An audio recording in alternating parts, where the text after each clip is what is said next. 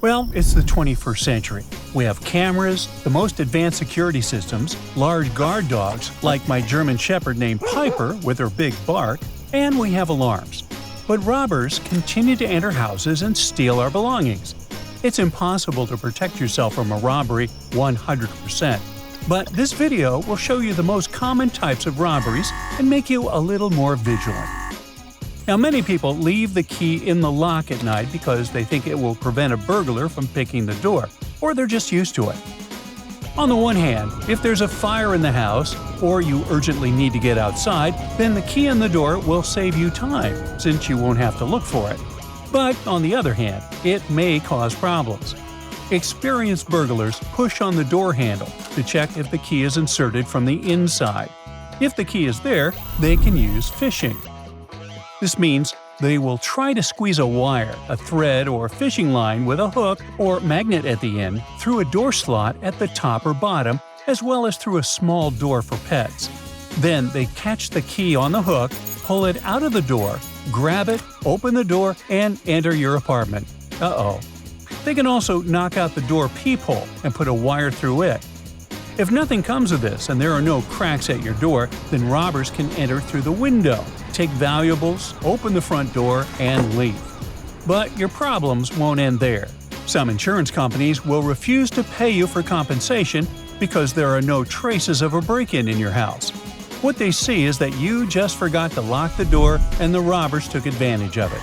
And insurance is paid in case of a rough break-in, when you have done everything possible to protect yourself, but it hasn't helped. Therefore, it's important to keep the keys in a safe place, preferably in your room, away from the front door and windows. But even if the door is locked and the key is hidden in a safe place, experienced burglars can still break into your home. They'll do this by bumping. This is a method of hacking a pin tumbler lock using a bump key. These are the most standard and common locks with keys, which appeared in 1928. You've probably seen them in old doors. Perhaps your door is also equipped with a pin lock, and the robbers are particularly good at hacking it. Don't expect that you will now see how to pick this lock, as there is a possibility that someone will decide to use this knowledge. You just need to know that your doors can be picked quite easily. With a set of several bump keys, robbers can open 90% of pin tumbler locks. What should you do? Well, this problem has been known for a long time, so manufacturers have started to produce locks with increased protection. If you have a regular old pin tumbler lock, then it's better to replace it with something more reliable. You can also enter a house through a window. Not the window that you might have accidentally left open, but one that is tightly closed. It doesn't matter if it's made of plastic or wood, thieves use a cordless drill and easily make a hole in the window frame. Then they pull a wire or a special thin mechanism that hooks around the window handle and opens it. If you live in a dangerous area and have heard of such robberies, then you can put bars on the windows, but it's not aesthetically pleasing and restricts your movements when you look out of this window. That's why windows with locks may be a better solution. You lock the window handle, and the robbers just won't be able to turn it. Just hide the key in a safe place. Now, burglars often look at the location of a house before robbing it. If the building is located on the outskirts or at the corner of a street, then the probability of robbery increases. Thieves don't want to be noticed by neighbors or street cameras. So if you have such a house, how can you protect yourself? You don't need to sell your home because of the fear of being robbed. Try to make your territory visible to your neighbors. Cut down the thick foliage from the trees. Trim the bushes. The more territory is visible to your neighbors, the less likely thieves are to rob your house. Now, as strange as it might sound, most burglars prefer to rob houses without breaking into them. How do they do it? Well, you won't believe it, but people leave their doors open for them. They forget or just don't want to lock their back or front doors, confident that their neighborhood is safe. But it often happens that robbers just walk between houses and press handles. This one's locked. This is locked too. Another closed door. Wow, this one's open. A thief enters an apartment like their own home, just like that. So don't forget to lock your doors, especially today when the world seems to be a dangerous place. Now, if you're on vacation and your house stays empty for several days or weeks, it becomes an ideal target for thieves. If you don't have an advanced security system, there's a high chance of robbery. How do they know you're gone? Well, they spend a long time watching the curtains, which no one opens. But there's another, more reliable way.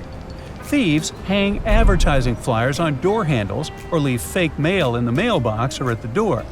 They come back a day later and see that the flyer is still there, which means no one's at home.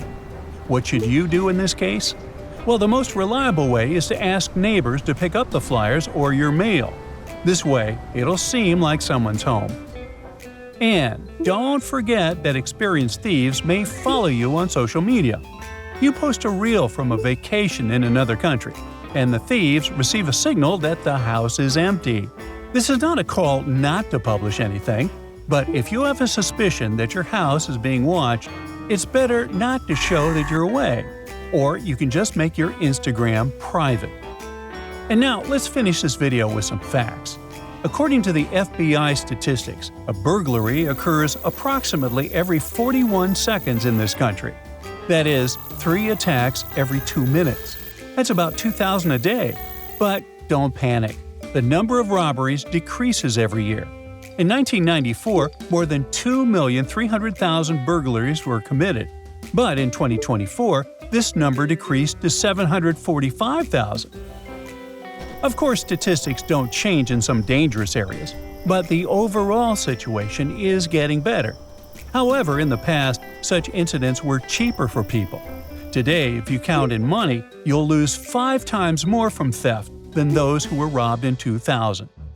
Another interesting fact is that movies show that burglars enter houses at night, but thefts most often occur after lunch, from 3 to 7 p.m.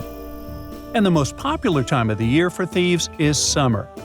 Thefts are more frequent in June than in any other month. But what is this related to? The weather is good. It's warm outside. Thieves have a lot of energy and are in a good mood. And they're like, hey, why not take stuff out of this rich house?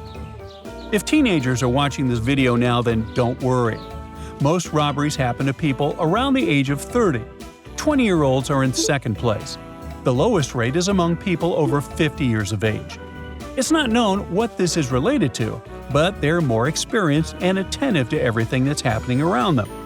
If a burglar finds a teenager at home, guess who will be terrified? But if some 50-year-old man who has seen a lot of things in his life sees a thief, what do you think will happen next? I suspect the thief will end up in bad shape. In any case, life goes on and you don't have to worry too much about robberies.